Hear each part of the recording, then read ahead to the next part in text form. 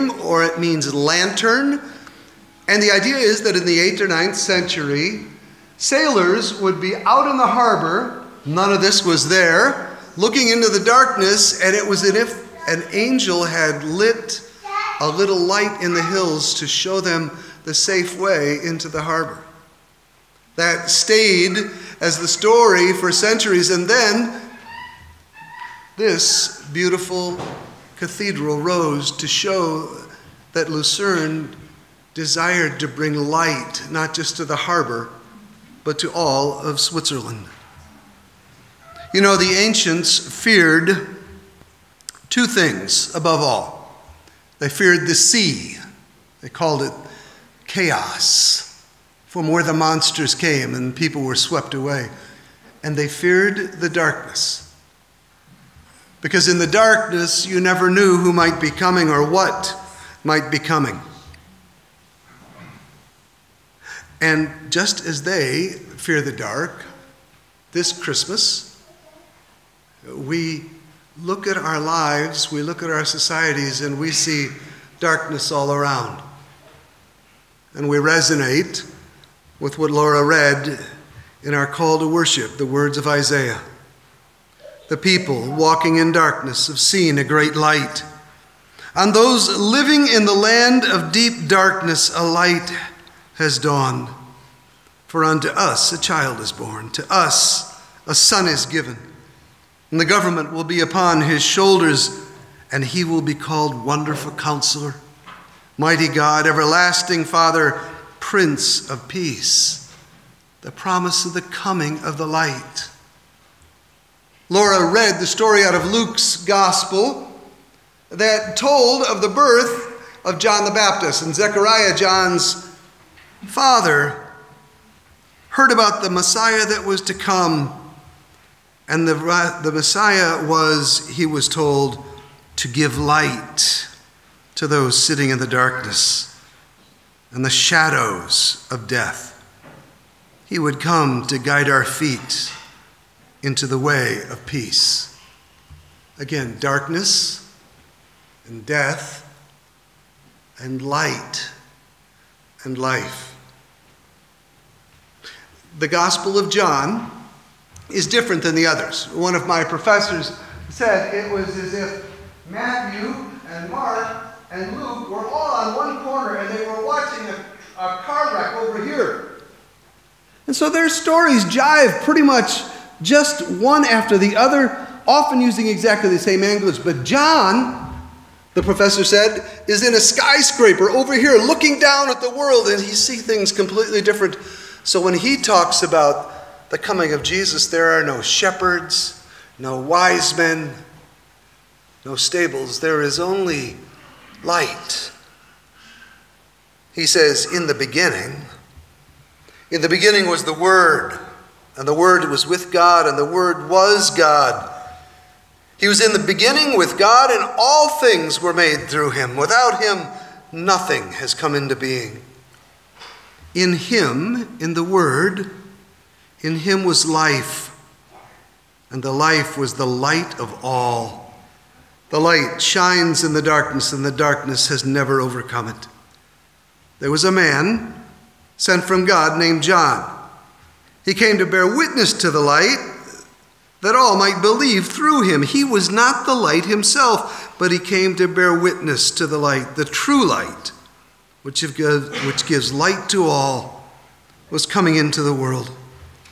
He came to his own, and his own people did not receive him, but to everyone who did receive him, who believed in his name, he gave the right to become children of God. He gave them the light.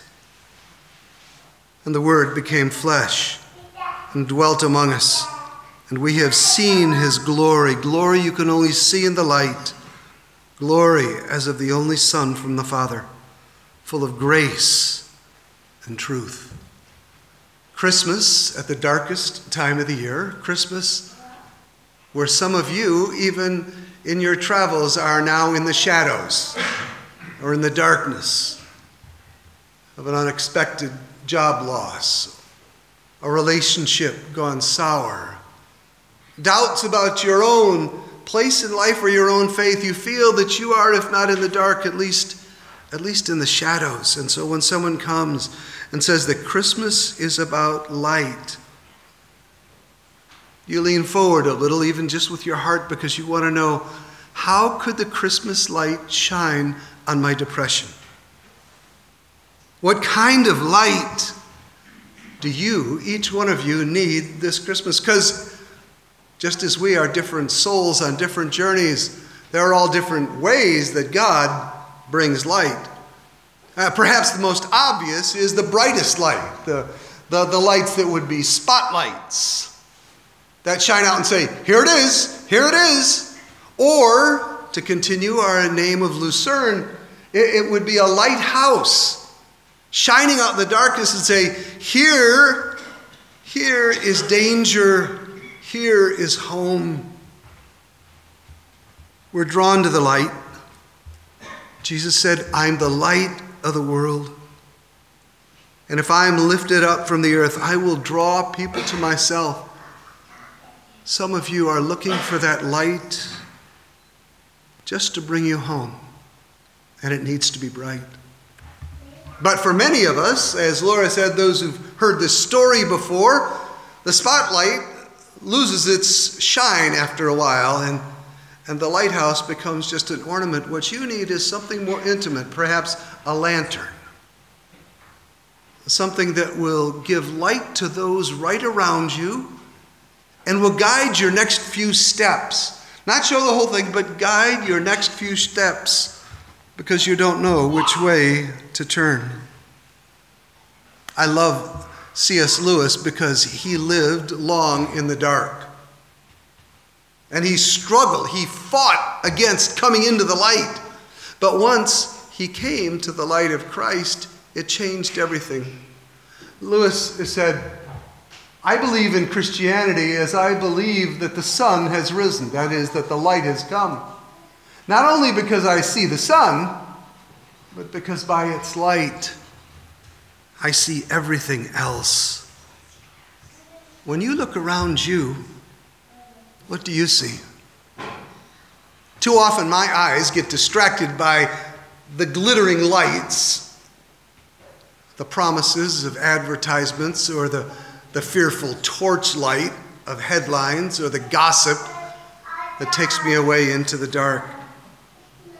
Do you need, like Lewis, the light that helps you to see everything else differently?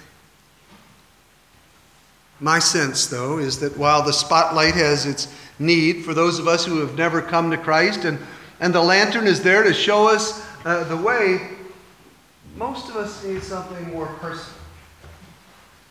We need this. You need this Christmas the reminder that your God is this close. And that he comes not to shine a spotlight in your face to tell you what you've done wrong, but he comes to say, hey, this is for you. If you're afraid, I'm with you. Hey, this light, I made this light just for you. Keep it with you when the storms come. Do you have that sense that Christianity is more than something you just believe, but that there is light that comes to you?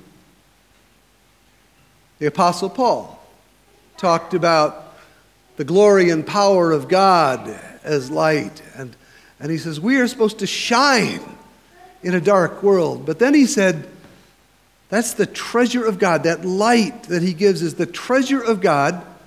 But we don't have this light in a little candle like this or a flashlight we can turn on or off. He said, we put this light inside of a jar of clay.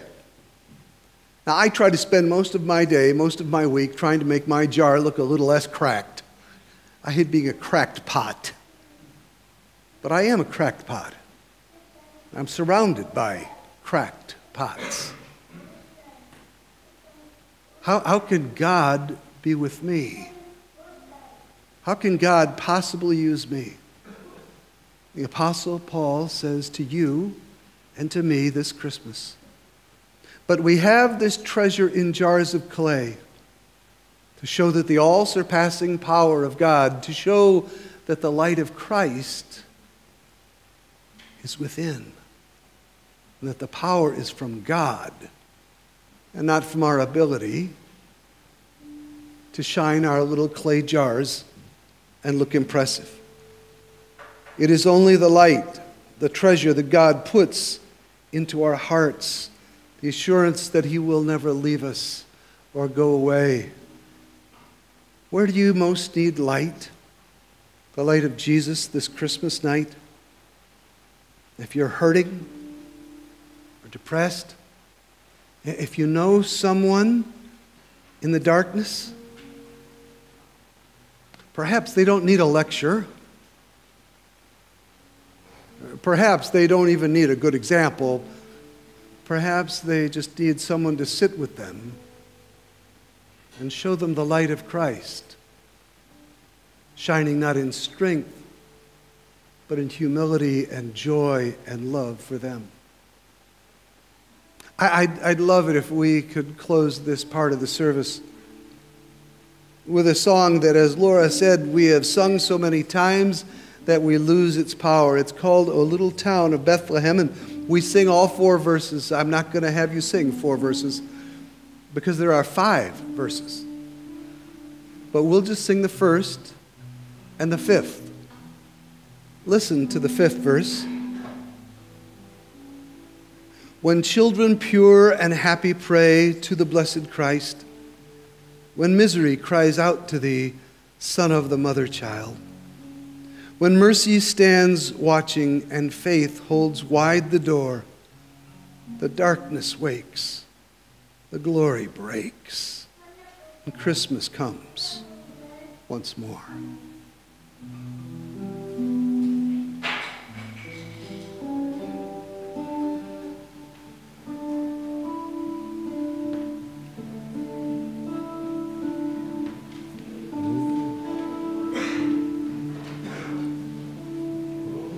Little town of Bethlehem, how still we see thee lie above thy deep and dreamless sleep. The silent stars go by, yet in thy dark the everlasting light, the hopes and fears of all the years are met in thee tonight. When children and pray to the blessed child, when misery cries out to thee, Son of the mother mild, when mercy stands watching and faith pulls wide the door, the darkness wakes, the glory breaks, and Christmas comes once more. So that's Christmas in a song, that we live in the shadows or walk in the dark or sit afraid of what comes next. And mercy has come into the world in the form of a little child who offers to bring into the darkness and the shadows light, light that the darkness can never put out. And so this Christmas Eve we light the candle of Christ, who said, I am the light of the world. I draw all to myself. And then he turned to those who followed him and said, you too are the light of the world. As we finish our Christmas time together and sing of that silent and holy night, we ask you to take the light and share the light with others. Our tradition here is to go row by row and share the light, but the idea is important that you have the unlit candle and you put it over this. Don't take the lit candle and turn it sideways. Bad things happen. Just hold this up and the person lights it and then they hold it up like that.